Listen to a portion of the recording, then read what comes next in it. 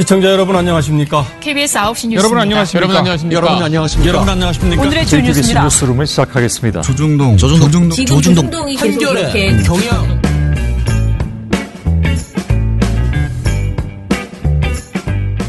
민원연의 미디어 탈곡기 315화를 시작하겠습니다. 네, 안녕하세요. 저는 민원연에서 사무처장을 맡고 있는 김원경입니다. 네, 모니터 팀장 이봉우입니다. 이제 자신의 정체성을 저렇게 자랑질하는. 네, 이제 생각났어요. 네, 저는 활동가 이정입니다.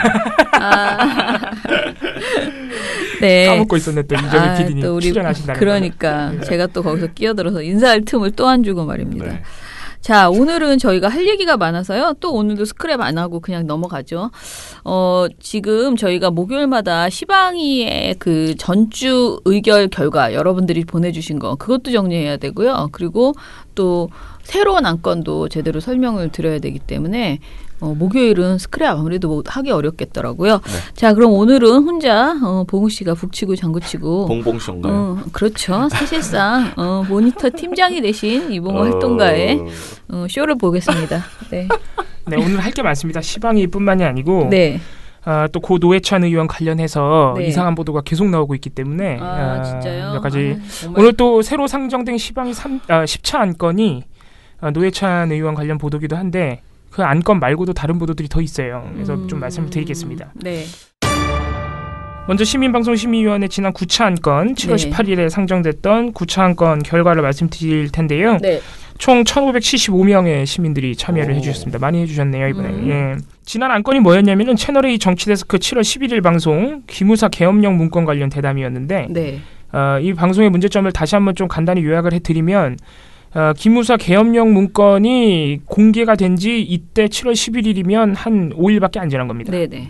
그래서 이때 한창 지금도 파문이 크지만 이때 정말 파문이 더 컸었죠. 그래서 계엄령 문건의 문제점이 뭐냐, 위험성이 뭐냐, 위법성이 뭐냐 이런 문제점들이 한창 나올 때인데 채널A가 네. 그런 기본적인 정보들을 보도하지 않은 채 내용이 뭔지는 말해줘야 될 거 아니에요. 계엄령 문건이 아무것도 아니라고 주장하고 싶어도 내용을 말해줘야 뭐 그런 주장이 가능한데 그런 거 하지도 않고 뜬금없이 장영달 기무사 개혁 TF 위원장의 발언 하나를 가져와서 그거를 반박하는 데 초점을 맞춘 거예요. 완전히 프레임을 틀어버린 거죠. 이제 그 발언이 뭐였냐? 이거 잘못하면은 5.18 광주민주화 운동보다 더 큰일 날 뻔했다. 이 발언이었습니다. 채널A가 이 발언을 강력하게 비판을 했고 주인공은 전여옥 씨입니다.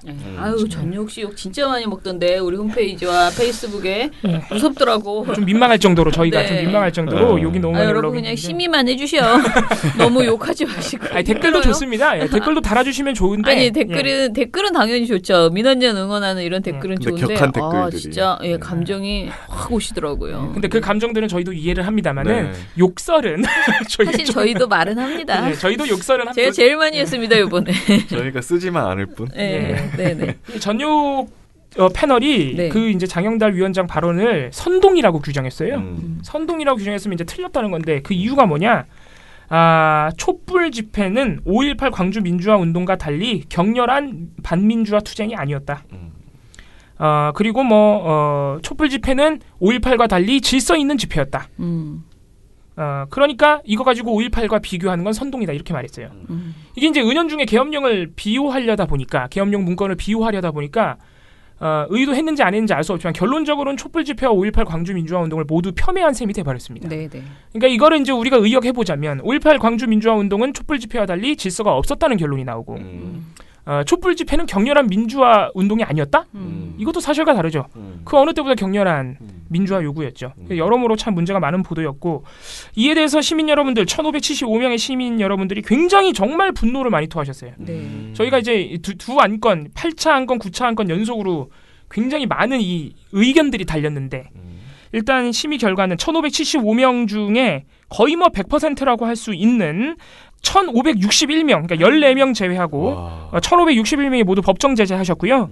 그중 61%인 955명이 가장 강한 제재인 프로그램 중지 수정 정정을 요청하셨습니다. 네. 의결하셨습니다. 네. 그만큼 분노가 컸다는 거고 이 수치보다 더 중요한 거는 이분들이 우리 시민 여러분들이 의결 사유로 남겨주신 말들이에요. 이게 참 어떻게 보면은 저희가 이제 민원을 제기했던 그 취지와 정확하게 부합하는 의견들을 많이 남겨주셨는데 첫 번째는 이 발언이 광주민주화운동 왜곡이라는 겁니다. 네. 그래서 한 시민은 가장 센 제재인 프로그램 중지수정 정정을 의결한 한 시민분은 이렇게 남기셨어요. 80년 광주에서 군의 민간인 학살이 마치 광주 시민들의 폭력 시위가 원인이었다는 것을 전제한 발언으로서 이는 5.18 광주 항쟁에 대한 역사적 사실 왜곡 및 허위 사실 유포에 해당하기 때문에 정정 보도 및 후속 사과가 이루어져야 한다고 벌써 강력히 비판하셨습니다. 저게 저의 생각이었습니다. 애초에. 네. 예. 이외에 다른 시민 여러분들도 대부분이 이 5.18에 관련된 부분에 화를 많이 네. 표하셨어요. 네. 5.18을 마치 폭력 집회였던 것처럼 묘사해서 당시 계엄령이 정당하다는 것처럼 말했다. 네. 광주 민주화운동 당시 전두환 지시에 의해 군이 먼저 발포하고 헬리콥터로 민간인 학살을 했는데도 어떻게 이걸 모를 수 있단 말인가. 의도적인 발언이라고 볼 수밖에 없다라고 비판하셨습니다. 시민분들이 본 두 번째 문제점은 이게 기무사 계엄령 문건의 문제점을 축소했다는 겁니다. 이런 의견들이 있습니다. 문건에 대한 설명 없이 개인의 일방적 의견만 강조했다. 기무사 문건 내용이나 의미를 전달하지 않고 장영달 위원장의 발언만 문제 삼아서 결과적으로는 문제 자체를 은폐한 셈이 됐다. 거의 뭐 이건 심의위원급들의 발언이죠. 예, 의견 사유들인데. 예.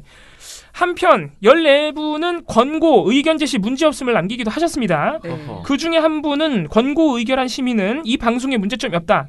핵심은 이겁니다. 채널A에겐 문제점이 없다. 전유옥 씨 문제가 많은데 무슨 의도인지 아시겠죠? 네. 이렇게 남겨주셨어요. 전유옥 작가가 진행자의 질문에 답변을 한 것으로서 채널A 방송사가 중립성을 어겼다고 보기는 어렵다. 진행자가 그러한 답변을 유도했거나 진행자가 저런 말을 했다면 문제가 상당히 크지만 전유옥 씨가 자기의 의견을 개진한 것이기 때문에 네. 법정 제재하기는 어렵고 앞으로 공정성 있는 방송을 하라고 권고를 하는 수준이 맞겠다. 이런 의견도 있었습니다. 이거 약간 지금 심의위원께서 하신 거 아닙니까? 네. 네. 그러니까 우리 방심위가 주목해야 될 부분은 방심위가 지금 내세우고 있는 입장과 비슷한 의견을 가진 시민분들도 있어요. 있는데 그런 분들은 1%가 안 된다. 네, 이 부분에 좀 집중을 해줬으면 좋겠는 겁니다. 네. 네, 뭐 이제 적용하신 조항들 보면은 역시 이번에도 제14조 객관성이 가장 많았습니다. 86.3% 시민분들이 객관성 조항을 적용하셔서 역시 거짓말이라는 부분에 가장 집중을 하셨습니다. 자, 이제 17한 건을 말씀을 드릴 텐데 새로 상정이 됐습니다. 24일 수요일 날 저희가 24일 맞나요? 25일? 어제? 네, 25일 수요일에 예. 저희가 상정을 했습니다. 이게 이제 노회찬 의원 관련 보도인데요. TV조선 보도본부 하나인 7월 23일 노회찬 의원이 유명을 달리하신 그날입니다. 네. 그날 이제 보도인데 저희가 안건을 상정한 것은 일단 이겁니다. TV조선이 노회찬 의원의 병원 후송을 구급차의 병원 이송을 생중계했어요. 네. 그래서 이게 보도본부 한라인이 오후 1시쯤에 방송되는 건데 방송을 시작한 직후인 1시 6분부터 바로 병원 이송 생중계를 합니다. 그래서 총 4번 6분 넘게 이송 생중계를 보여줬습니다. 병원 이송 생중계 화면의 대부분은 의미 없는 구급차 추격으로 채워졌고요. 그러니까 굳이 할 필요가 없다는 얘기죠. 아무 정보가 없습니다. 그 생중계를 하면서 진행자인 엉성섭 앵커가 자, 지금 저희가 화면으로 보여드리는 바로 저게 지금 현장 라이브입니다.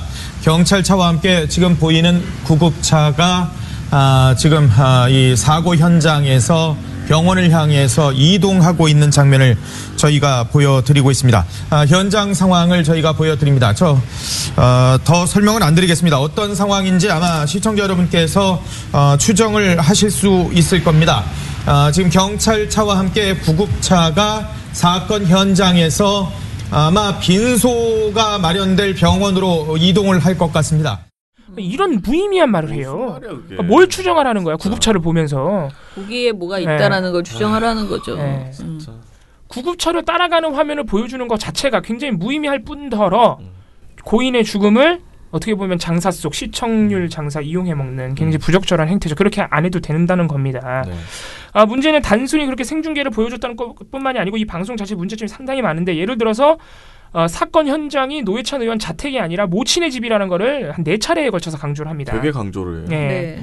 뭐 예를 들어서 윤우리 기자가 조금 더 안타까운 부분은 이곳이 노 원내대표의 자택이 아니라 그 모친의 집으로 지금 알려지고 있어서 더 충격을 좀 주고 있습니다. 노회찬 의원의 어머니 집에서 이런 극단적인 상황들. 또 이 보도 말미에 가면은 김대현 기자가 굉장히 이상한 말을 해요. 뭐라 그러냐면 진보 진영에서는 삼선 고지를 달성한 의원은 정의당 심상정 전 대표가 유일하다고 하는데 두 분이 유일한 거죠. 그럼요. 근데 이번에 이제 노 의원이 극단적인 선택을 한 곳이 어머니가 사실은 노모가 사실은 곳이라는 거 아니겠습니까? 마지막으로 떠나기 전에 어머니에게 인사를 드렸다는 그 모습 그렇지 않았을까라고 하는 이런 좀 추측이 됩니다. 뭐 이런 말도 안 되는 소리래요. 예. 네. 황당한 말이 아무 말이나 하고 있는 거예요. 오디오 채우려고. 그래 그랬더니 또 엄성서 뱅커가 모친이 병환 중이신데 어쩌고저쩌고 막 이런 사적 영향을. 그러니까 사건의 본질, 이 사태의 본질, 노회찬 의원이 이런 선택을 할 수밖에 없었던 여러 가지 배경, 우리가 앞으로 고쳐나가야 될 여러 가지 사회적 문제점 이런 것들을 보도하고 그냥 넘어가면 좋은데 이렇게 굳이 장시간 이걸 무려 40분간 방송하거든요. 그러니까 할 거 없으니까 이런 아무 말을 하는 겁니다. 그래서 이런 부분들이 고인에 대한 모욕이다. 이렇게 저희가 판단을 해서 민원 제기를 한 것입니다. 네. 역시 이번에도 많은 시민분들이 참여를 해주셔서 심의 의견을 남겨주셨으면 좋겠습니다. 더 충격적인 부분은 TV조선 7월 23일 보도본부 한 라인이 자막으로는 이런 내용까지 띄었습니다. 그 돈 받았지만 따옴표 이거 유서의 일부죠. 그 돈 받았지만 노회찬의 비극적인 최후 뭐 이런 자막까지 띄었어요. 네. 그러니까 해석의 여지가 다양한데 이 자막을 보면 굉장히 이거 유가족이 보면 어떻게 생각하겠습니까? 노회찬의 비극적인 최후 뭐 이런 거. 아무튼 이걸 말씀드리고 있는 저도 참 난감합니다. 예. 적용 조항 얘기해 주시죠. 네, 이 안건에 대해서 네. 적용할 수 있는 조항을 저희가 여러 가지를 찾아봤는데 네. 참 이 심의 규정의 허점을 다시 한번 볼 수 있는 특히 이 자살 묘사에 관련된 조항이 하나밖에 없어요. 네. 좀 더 구체화돼야 된다는 생각이 있고요. 특히 이런 사태에 대한 피해자 또는 피해자 유가족 희생자 유가족 이런 부분에 대한 조항이 좀 보충이 돼야 된다는 생각입니다. 그래서 저희가 조항을 적용한 건요. 제19조 사생활보호, 제21조 인권보호, 제27조 품위유지, 제38조의 이 자살묘사 이렇게 4개 조항을 제안을 드렸어요. 시민 여러분들께서 판단을 하셔서 혹시 추가로 적용해야 될 조항이 내가 볼 땐 있다 하면 역시 이번에도 적어주시면 되겠습니다. 예, 그래서 우리가 이제 제일 센 거라고 생각해서 이걸 일단 넣었는데 제가 오늘 히디저널 기자가 아까 이제 이 토론회에서 만났어요. 제가 오늘 토론회 가는 날이어서 아침에 갔다 왔는데 노회찬 자살 관련 모든 보도를 집중 모니터링하여서 심의를 하겠다라고 그러니까 인지심의죠. 그러니까 방심위가 우리가 안 넣어도 심의를 한다라고 그렇게 말을 했다는 거예요. 방심위에서요? 네, 방심위에서 기자에게. 그래서 뭐 벌써 넣었는데 우리는 그냥 그랬더니 우리가 넣은 거 모르더라고 심의. 모르고 있더라고요. 그래서 저희도 지금 그 자살 관련된 그 부적절한 보도들 다 찾아서 다 넣을 거다. 그런데 이제 우리가 안 넣어도 자기들이 연합뉴스 TV도 그렇고 다 집중해서 보겠다라고 그렇게 얘기를 했대요. 근데 지금 이제 우리가 문제 삼을 수 있는 게 단순히 자살에서 뭐 미화하고 뭐 우리가 인권 침해 문제만 쭈르륵 얘기하잖아요. 주로 디테일하게 누구든 우리가 이렇게는 보도하지 마라라고 하는 그런 측면에서의 부적절한 면도 있지만 저희가 어저께 모니터 보고서 발표한 것에 따르면 그런 수준을 넘어서서 노회찬이라는 한 정치인 그리고 정의당을 완전히 모욕하는 그런 식의 보도들도 계속 이어지고 있어서요. 보고서를 그냥 말씀을 드려야지 될 것 같아요. 그것부터 좀 얘기해보죠. 네, 사실 이 노회찬 의원 관련 보도들을 보고 있는 저희 담당 간사들의 심적 부담이 상당합니다. 너무 나쁜 보도가 나와가지고 이게 7월 23일 제가 방금 말씀드린 10차 안건이 TV조선 보도본부 한라인 7월 23일 당일 방송인데 네. 같은 날 저녁 종합뉴스에서 TV조선이 또 이상한 보도를 냅니다. 네네. 요점만 말씀드리자면은 노회찬 의원이 금품 수수를 유서에서 인정한 걸 가지고 그거를 빌미로 정의당과 노회찬 의원을 사실상 이간질하는 보도예요. 네네. 고인이 돌아가셨는데도. 네. 그래서 TV조선 뉴스9 7월 23일 보도 충격 빠진 정의당 유서 내용의 망연자실이라는 제목의 보도입니다. 아니 그러니까 지금 유서 내용의 망연자실한 게 아니고 노회찬 의원이 돌아가셔서 망연자실한 거잖아요. 그렇죠. 근데 유서 내용의 망연자실. 너무 제목이 악의적이지 않나요? 이거 벌써 제목만 봐도 네. 어떤 내용인지 알겠죠? 감이 오죠? 네. 심지어 이 보도의 온라인 송고용 제목은 충격에 빠진 정의당 따옴표 치고 돈 문제 걱정 말래서 믿었는데라는 제목의 보도입니다. 그러니까 이건 뭐예요? 정의당이 노회찬 의원이 이전에 돈을 받은 적 없다고 해서 그 말을 믿어왔는데 유서에서 인정해버리는 바람에 뭔가 배신감을 느꼈고 네. 그래서 정의당이 노회찬 의원을 탓하고 있다는 취지의 보도예요. 세상에. 네. 저건 시민화도 잘 안 돼, 근데. 네. 저거는 네, 너무 악의적이긴 한데요. 우리가 이렇게 뭐라고 말하기 정말 그 프레임 싸움을 하는 거잖아요, 저거는. 그러니까 이 노회찬 의원의 죽음 이거를 가지고 아주 덩달아 일타 쌍피 뭐 이런 생각을 가지고 진짜 정의당을 갈라치기 하고 비판하는 건데 네. 심의 넣기가 참 조항도 없고 너무 나쁜 거예요. 나빠도 너무 겁니다. 나빠. 하지만 제가 어제 바빠서 못 넣었는데. 네. 그러니까 지금 프레임 전환 말씀을 잘 해주셨는데 지금 TV조선만 냈어요. 이런 이상한 보도를. 네. 왜냐하면 각 당의 반응을 내는 보도는 다 합니다. 근데 이렇게 안 해요. 왜냐? 이거 뻥이거든요. 왜냐하면은 정의당의 공식 입장 중에는 노회찬 의원의 유서 내용이라든가 금품 수수에 대해서 이런 반구도 안 했어요. 공식 입장은. 객관성 위반. 네, 당연히 객관성 위반이죠. 기본적으로. 정의당이 공식 입장을 사망하신 다음에 딱 2번 냈습니다. 네. 당일날 긴급 브리핑으로 2개 낸 게 전부인데 하나는 뭐냐면은 특검이 본질에서 벗어나서 노회찬 의원을 목적에 부합하지 않게 표적 수사했다. 여론몰이식으로 수사를 한 것에 대해서 굉장히 유감으로 생각한다라는 것 하나와 언론이 무분별하게 추정해서 보도하지 말아달라. 이 2개 부탁뿐이었습니다. 그런데 TV조선이 이런 식으로 보도를 한 거예요. 당의 기둥을 잃은 정의당은 충격에 빠졌습니다. 돈을 받지 않았으니 걱정 말라는 노회찬 의원의 말을 믿고 아무런 의심도 하지 않다가 금품 수수를 인정하는 유서가 나오자 망연자실한 분위기입니다. 주원진 기자입니다. 정당 지지율 2위를 기록하며 제2야당을 꿈꾸던 정의당은 충격에 빠졌습니다. 노회찬 의원이 당의 기둥 역할을 했던 탓도 있지만 돈 받은 적 없다고 공언했던 노 의원이 유서에서 금품 수수를 인정해 타격이 불가피하기 때문입니다. 이건 뭐예요? 정의당이 금품 수수 때문에 노회찬 의원을 탓하고 있다고 보도한 거죠. 뻥이에요, 이건. 이렇게 한 적이 없어요. 처장님께서 프레임 얘기를 하셨는데 이게 프레임 전환이 의심되냐면은 지금 노회찬 의원이 황망한 선택을 하시면서 어떤 얘기들이 나오냐면은 일단 첫 번째는 특검이 본질에서 벗어나서 자꾸 노회찬 의원 관련 소식을 공식 발표하지 않고 언론에 흘렸다는 얘기가 나옵니다, 지금. 이거는 보수 진보 할 것 없이 얘기가 나와요. 왜냐하면 이전에도 정치인 관련 수사를 할 때 이런 얘기가 쭉 있었기 때문에. 뭐냐면은 저희도 이걸 발견해서 보고서는 차마 못 냈고 참 이상하다고 그동안 쭉 생각해왔던 것인데 특검이요 6월 25일 날 이제 좀 이렇게 본격적으로 모습을 갖추고 활동을 시작합니다. 6월 25일에 시작해서 일주일이 지난 7월 2일 날 이때 노회찬 의원 관련 수사 내용은 전혀 공식 발표나 보도가 나온 적이 없어요. 그러게. 물론 예상은 나온 바 있습니다만은 7월 2일 날부터 한 7월 한 9일 정도까지 채널A가 단독 보도를 갑자기 막 쏟아냅니다. 특검 시작한 지 일주일 만에. 익명의 특검 관계자를 인용해가지고 특검이 노회찬 의원의 불법 정치자금 수수 의혹을 수사하기 시작했다. 드루킹 특검팀이 노회찬 정의당 의원을 수사하고 있습니다. 5천만 원 규모의 불법 정치자금이 오갔는지를 따져보겠다는 겁니다. 노회찬 의원 채널A 취재팀에게 의혹을 강하게 부인했습니다. 먼저 윤주로 기자의 단독 보도입니다. 그러면서 아주 상세한 정황이 나와요. 뭐 드루킹이 4,190만 원을 노회찬 의원한테 줬는데 이게 돈이 다시 들어왔다가 나갔다. 뭐 이런 아주 구체적인 단독 보도. 뭐 그래서 계좌를 파기 시작했다. 드루킹이 이런 증언을 했다. 이런 보도가 나왔단 말이죠. 특검 공식 발표가 없었는데. 근데 취재원은 특검의 익명 관계자예요. 그래서 이런 부분들을 보면은 특검이 또 언론에 흘리면서 여론전한 거 아니냐. 노회찬 의원에 대해서 뭔가 압박을 주기 위해서 여론을 동원한 것 아니냐. 이런 의혹이 나오고 실제로 뭐 연합뉴스 TV에 나왔던 유흥화 교수 등 많은 사람들이 그런 지적을 했습니다. 이거 하나랑 또 하나가 낙선한 정치인은 단 1원도 후원금을 받지 못하게 하는 지금의 정치자금법이 너무 정치인은 옥죄다.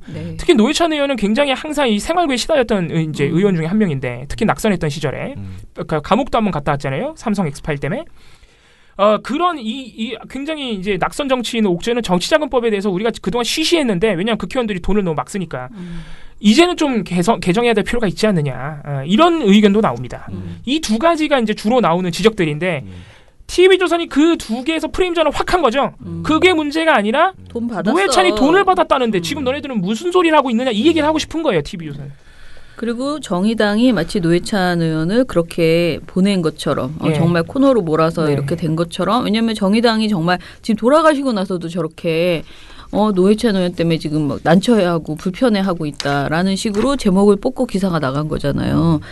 그래서 저는 이번 이 보고서의 제목을 제가 얘기하면서 일단 잘못한 거는 지금 TV조선과 그 다음에 이제 MBN 보도 하나 더 말할 건데 그 두 개가 정말 잘못했지만, 더 잘못한 거는 조선일보 보도와 채널A 보도였는데, 채널A 보도 우리가 사실 보고서도 사실 안 냈었죠.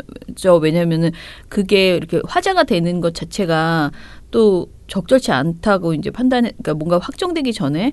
그런데 채널A 보도가 어떻게 보면은 이 일파만파를 어떻게 보면 일으켰던 키웠죠. 시발점이 된 보도죠. 채널A의 7월 2일 보도가. 네. 그 취재원은 도대체 누구냐라는 것과 특검의 행위에 대해서 분명히 좀 짚어봐야 돼요. 그런데 전혀 그런 것에 대해서 채널A는 사과조차 뭐 당연히 하지 않고, 조선일보도 아무런 사과도 않고. 조선일보가 뭘 했는지 좀 얘기해 주시죠. 이게 뭐냐면은 TV조선에 이렇게 노회찬 의원의 금품 수수를 빌미로 정의당과 일종의 이간질하는, 막 정의당이 굉장히 압박한 것처럼. 네. 이런 식의 프레임이 이미 노회찬 의원이 돌아가시기 전부터 나왔던 프레임이에요. 조선일보는 심지어는 사건 전날까지 그런 보도를 냈습니다. 네. 보도의 요지는 뭐냐면요. 당 지지율이 10%까지 올라가서 굉장히 들떴던 정의당이 노회찬 의원의 금품 수수 의혹 때문에 출당을 고민하고 있다는 식의 보도입니다. 네. 이게 뭐냐면 이제 조선일보 7월 22일 바로 전날 보도, 노회찬의 드루킹 돈 5천만 원, 지지율 들떴던 정의당이 고민이란 제목의 보도인데, 이 보도가 어떻게 보도하냐면은 시종일관 이런 여론을 보도한 거예요. 그냥 받아 쓴 거예요. 뭐 사실이라면 출당해야 한다. 정의당 안에서 논란이 커지고 있다. 우리가 노회찬 대표를 출당시킬 수 있을까? 만약 불법 정치자금 수수가 진실로 밝혀진다면 출당하는 게 맞다. 사실이라면 사정은 있겠지만 역시 사퇴해야 하고 당을 떠나야 한다. 노회찬 의원을 지지하지만 엄정하게 대응해야 한다는 정의당 당원 게시판의 글들을 모조리 긁어서 그것만 받아 쓴 보도예요. 당원 게시판? 예. 심지어는 이런 당원 게시판에 이거에 반론에 해당하는 의원들도 있었을 텐데, 이에 대한 반대쪽 의견 전혀 싫지도 않았어요. 네. 그것만. 네. 그러면서 결론은 뭐냐? 당원 게시판에 일부 이런 여론을 모아가지고 결론은 정의당이 이런 고민을 하고 있다 이거예요. 출당시키려고 한다고. 네. 정의당은 공식 입장에서 그때나 지금이나 한 번도 노회찬 의원의 금품 수수 의혹에 대해서 고민을 하고 있다거나 이런 입장을 낸 적 없고, 오히려 공식 입장은 돈 받은 적 없다고 한다는 그 노회찬 의원의 지지를 표명한 바는 있죠. 예. 그렇죠. 예. 이것도 거짓말 보도죠, 어떻게 보면. 노회찬 의원을 굉장히 압박하기 위한 그런 보도고, 이게 비단 조선일보만 그런 건 아니고 뉴스원, 뉴시스 등 수많은 매체에서 이런 보도가. 웃긴 거는 보도의 구성이 똑같아요. 당원 게시판 긁어서 그냥 보도하는 거예요. 근데 저도 그런 글을 좀 봤는데요. 네. 당원 게시판에 그런 글이 여러 건이 있었던 게 아니고 한 분이 그런 의견을 그러니까 일부예요, 일부 아주. 거기에 뭐 댓글이, 그리고 그분이 평소에도 약간은 그렇게 뭔가 논란을 일으키는 글들을 많이 쓰셨던 분인가 봐요. 그래서 거기에 이제 비판글도 되게 많이 달려 있었다고 하더라고요. 그런데 이제 이 사건이 일어난 이후에 이제 그 글 쓰신 분에 대한 비판 여론이 이제 굉장히 세게, 그리고 왜 이것에 대해서 이게 이렇게 언론 보도를 많이 탔느냐에 대해서 안타까워하는, 그 글 하나가 조선일보나 이런 언론에서 이용해가지고 시커먼 부풀리고 일종의 어뷰징을 한 거예요. 네. 제가 그랬잖아요. 저도 며칠 전부터 노회찬 의원을 정의당에서 지금 몰아내려고 하나 이런 생각을 했다고. 왜냐면 너무 보도를 여러 건을 봤거든요. 그게 그리고 메인에 계속 올라가 있었어요. 포털이나 제가 보는 제 인터넷으로 하면 저는 MSN 그 뉴스 그거를 보거든요. 거기에 여기저기에 계속 있는 거예요. 예. 그러니까 제법 노회찬 의원이 이런 것에 분명히 이제 압박감을 느낀 것은 분명했을 것 같다라는 생각이 들었어요. 네, 그리고 또 하나의 보도가 있습니다. TV조선 이 보도도 고인에 대한 모욕이었고요. 네. MBN은 바로 다음 날입니다. 7월 24일 타살설로 시끌이란 제목의 메인 뉴스 보도입니다. 이 보도는 어떻게 보면 좀 다른 의미로 TV조선만큼의 충격을 주는 보도인데, 이게 뭐냐면은 태극기 세력, 이른바 태극기 세력, 극우단체의 노회찬 의원 타살설을 그냥 있는 그대로 그냥 받아 쓴 보도예요. 근데 그 타살설이 실제 있었죠? 실제로 이 사람들이 그런 얘기를 해요. 이 극우단체 주장은 뭐냐면요. 극우단체가? 네. 극우단체가 이런 주장을 해요, 실제로. 극우단체가 심지어는 특검 앞에 와서 시위하면서 이런 주장을 한 거예요. 네. 특검 앞에서 무슨 주장을 했냐면, 현역 의원이 극단적 선택을 했다는 이 믿기 힘든 소식에 급기야 타살설까지 제기됐습니다. 드루킹 의혹을 숨기기 위해서 노회찬 의원이 타살을 당한 것이라며 일부 보수단체 회원들은 부검을 주장했습니다. 길기범 기자입니다. 정확한 사인을 밝혀야 한다고 외쳤습니다.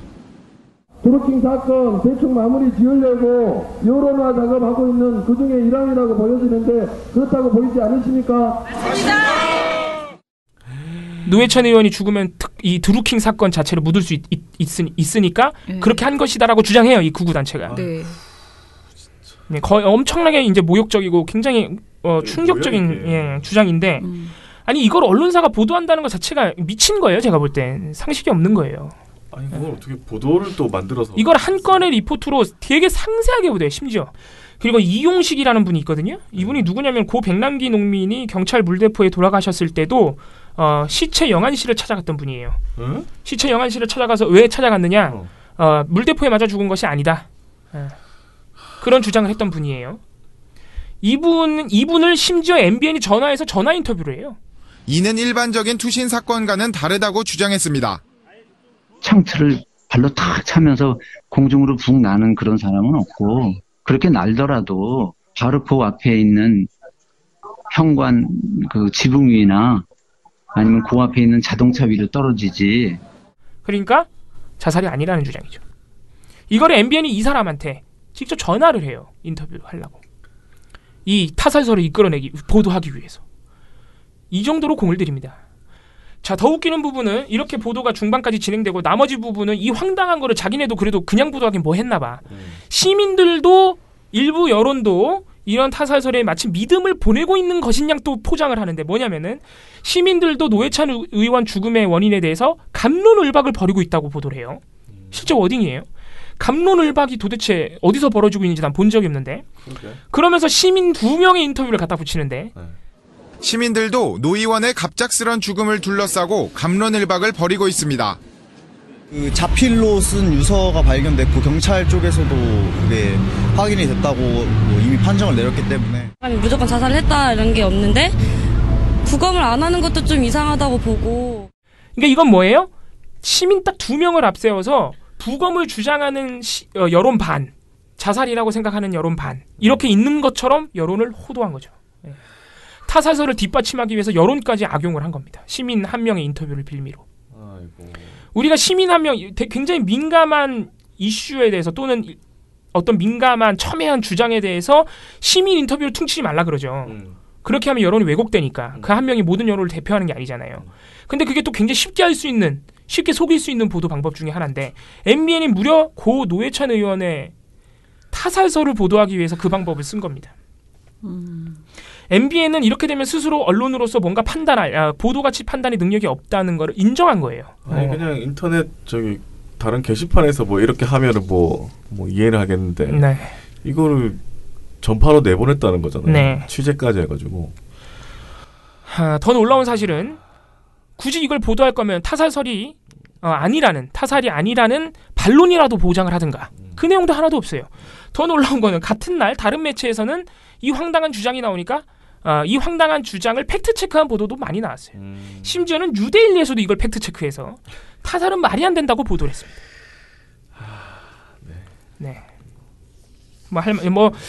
이런 황당한 보도가 지금 쏟아지고 있는 상황이라 제가 이런 걸 이렇게 구체적으로 이렇게 전달하고 있는 저도 상당히 어느 정도 책임감을 느끼는데 아니 근데 저렇게 판단력이 없어가지고 어떻게 무슨 보도국을 아니 뉴스 가치를 저렇게 판단을 못해가지고 되겠어요? 그러니까 무슨 근거가 있는 소리를 해야지. 그럴 거면 뭐 온갖 게시판인가 다 끌어가지고 다 뉴스가 만들지. 그리고 유튜브 들어가서 가짜 뉴스 다 갖다 보도하지. 거기 얼마나 별별 재미난 황당한 이상한 얘기들이 넘치는데 보고 있으면 속 터집니다. 아무튼. 네, 뭐 오늘 전달해드린 소식은 다 전달해드린 거예요. 네, 다 전달해드렸고요.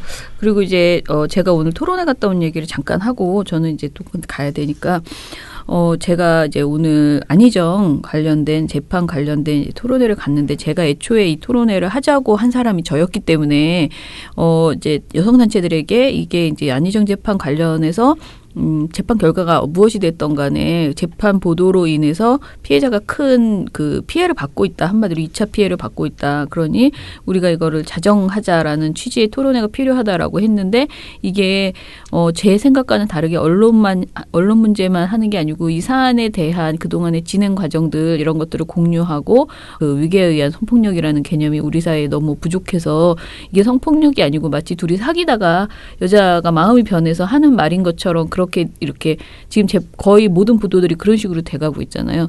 그것에 대해서 이제 굉장히 강력하게 규탄하는 그런 자리가 됐어요. 그런데 한 기자가 우리가 잘 아는 프레시안의 전원기의 기자가 뭐라고 하셨냐면은 질문을 저한테 하셨는데요. 지금 우리 그 언론이 이렇게 전적으로 그 안희정 씨 편을 드는 식의 보도들이 굉장히 많잖아요. 이렇게 된 것은 하는 그 이유는 저는 뭐 그냥 선정적인 장사일 것이다 이렇게 말할 줄 알았어요. 그런데 이유는 그러니까 안희정 씨가 이길 것이라고 믿고 있기 때문이다. 라고 얘기를 하는 거예요. 재판 결과가 그렇게 나올 것이라고 믿고 있다는 거예요. 기자들이. 언론들이 이미 그렇게 생각하고 네, 있다. 그렇게 생각하고 있다. 그러니까 그리고 본인이 이길 거라 가지고 이건 이겨야 한다. 또는 이길 거다. 그렇게 생각한다는 거죠. 그래서 굉장히 저는 충격을 받았고요. 언론이 이렇게 엉터리 보도를 완전히 애초에 비대칭적인 그 한마디로 안희정 씨만 공개하는 자기에게 유리한 내용만 공개되고 김진 씨 쪽에서는 공개하지 왜냐하면 사생활 영역이기 때문에 공개할 수 없는 그 많은 내용들을 다 가려놓은 상태에서 일방의 주장만을 우리는 계속 받았잖아요. 이런 상태에서 기자들이 그런 상황을 기본적으로 제 생각에는 그게 비대칭이라는 인식 자체 못하고 있는 것 아닌가. 굉장히 놀라운 그런. 굉장히 놀라운 건데 기자 본인이 주관적으로 그렇게 생각하고 있어도 그걸 자기 기사에 투영하면 안 되죠. 아니, 투영하는 게 아니고 그렇게 믿으니까 기사가 그냥 그런 식으로 나간다는 거죠. 이게 저는 아무튼 그게 굉장히 놀라웠습니다. 재판 결과가 안 나왔는데. 재판이 이제 아무튼 이제 공판은 끝났으니까 그래서 굉장히 절박하게 안희정 재판 관련해서 여러분들이 보고 있는 어떤 그 생중계 수준으로 별별 이야기를 다 전해받는 그 내용들은 사실은 정말 완전히 편향적인 일방의 주장만을 담고 있는 것이어서 그것만으로 여러분 스스로가 무슨 재판관이 된 것처럼 이러쿵 저러쿵 여론을 만들어 나가는 것 자체가 법관의 그 어떤 판단에 굉장히 큰 부담을 주거나 그럴 수도 있다는 사실을 좀 생각하시고 저는 언론이 일단 제일 잘못했지만 국민들도 다시 한번 좀 자정할 필요가 있다 지금 우리가 그런 생각을 거듭합니다. 네, 그러면 댓글 보고 가겠습니다.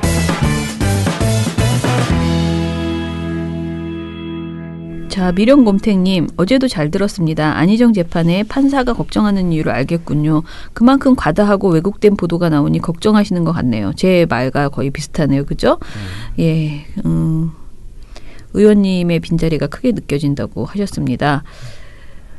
자, 그리고 너를 알타님께서 어제에 이어서 오늘도 굉장히 길게 댓글을 달아주셨는데요. 일단은 저의 입장은요, 좀 근거 없이 민원연을 막 비판하는 그런 댓글을 일일이 읽으면서 대응할 필요 없다라고 생각을 합니다. 그런데 너를 알타님의 글의 많은 부분들이 저희가 굉장히 편향적인 그런 모니터링을 특히 이제 미투나 이런 관련돼서 그렇다고 이제 생각을 하시는 것 같아요. 그래서 저희가 어떤 코멘트를 하지 않으면 왜 이것을 말하지 않느냐, 이걸 침묵하느냐라고 계속 지적을 하셨어요. 그런데 박진성 씨 관련해서는 제가 조금 더 알아보고 한국일보가 진짜 항소를 하기로 했는지 왜냐하면 기사가 전혀 안 나오더라고요. 기사가 없는 상태에서 박진성 씨의 페이스북만을 보고 제가 뭐라 말하는 것도 좀 적절치 않다고 생각을 했고요. 그리고 미투 보도의 문제점 중에서 만약에 그렇게 억울한 피해자가 생기는 그런 보도들은 당연히 모아서 지적을 해야 된다고 생각합니다. 좀 과열돼 있어서 과열되는 과정에서 어찌됐든 누군가는 피해자든 가해자든 언론으로 인한 2차 피해가 발생할 수 있다면 그것은 지적을 할 수 있다라고 생각을 하고요. 다만 오늘도 또 하나 올려주셨는데 그 페미니즘은 틀렸다라는 책을 쓴 어떤 작가가 자신이 뭐 섭외가 안 됐다, 뭐 방송에 섭외가 안 됐다, 뭐 이러는데 이런 일은 저도 매일매일 벌어지는 일이고요. 이런 것 가지고 뭐 이것을 보도해라 말아라 이런 말 할 수 있는 상황은 분명히 아니니까 그런 얘기다라고 아무튼 말씀드리겠습니다. 자, 그러면 다른 댓글 네, 레이니 치스님께서 오늘도 방송 잘 들었습니다. TV조선과 엄성섭 앵커 등의 사람들의 의식을 보고 그들의 생각하는 법은 무엇인지 생각해봤다고. 법 따위는 자신들이 지키기 위해 존재하는 것이 아니라 자신보다 약자를 조종하고 상대방을 올가매기 위한 것이라고 생각하는 것 같다고. 네. 그렇게 비판해 주셨네요. 네, TNO님이 이건 절대 농담이 아니고 김미선 앵커는 월급을 많이 받아야 할 것 같습니다. 대본도 사전 조율도 그런 거 하나 없이 매일 저 정도로 선정적 막말을 쏟아내는 건 아무나 제대로 정신 박힌 사람은 못합니다. 조선 미디어 그룹의 결정체 같은 사람 같아요. 절대 비꼬는 것이 아닙니다. 이런 정말 고도의 비꼬물. 그러면서 노회찬 의원 관련 모니터 그 보고서를 보니 읽기만 해도 욕이 나온다. 정말 BWE야 모니터링 활동가 여러분 고생 많으셨어요. 아유, 하셨습니다. 감사합니다. 예. 네. 힘들긴 힘들데 어떡합니까? 이런 거 해야 됩니다. 예. 박달동 범고래 투님. 노 의원님 별세하시고 일면 맞박에 야구팀 우승 샴페인 터뜨리는 사진을 이거 조선일보 말씀하시는 건데. 그래서 항의가 들어오자 조선일보 편집장이 마음대로 해석하라고 말했다고. 이건 뭐 일배가 아니냐 이렇게. 예. 마음대로 해석하라고 하는 거. 예, 우리가 마음대로 해석하고 있어요. 맞다는 거잖아요. 예, 맞는 거. 마음대로 해석합시다. 네. 네, 다 읽었습니다. 네. 자, 오늘 방송도 길어졌는데요. 예, 내일은 또 우리 여러분들이 좋아하시는 주성치로 찾아뵙겠습니다. 민원연의 미디어 탈곡기는 내일도 열심히 털어드리겠습니다. 탈탈탈. 안녕. 네, 오늘 뉴스데스크 마치겠습니다. 청년에게 꿈과 희망을 채널 A가 함께합니다. KBS 9 뉴스 오늘 순서 모두 마치겠습니다. SBS는 앞으로도 끝까지 파헤치겠습니다. 오늘 8시 모두 마치겠습니다.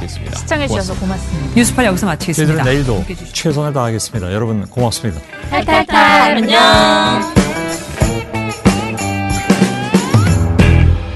우리 아빠는 슈퍼맨이에요. 종편 막말 패널들도 퇴출시켰고요. 보도지침 책도 만들었고요. KBS, MBC 적폐의 사진도 퇴출시켰고요. 언론교육도 하고요. 매일매일 방송과 신문을 감시해요. 너희 아버지 뭐 하시는데? 민원연 후원해요.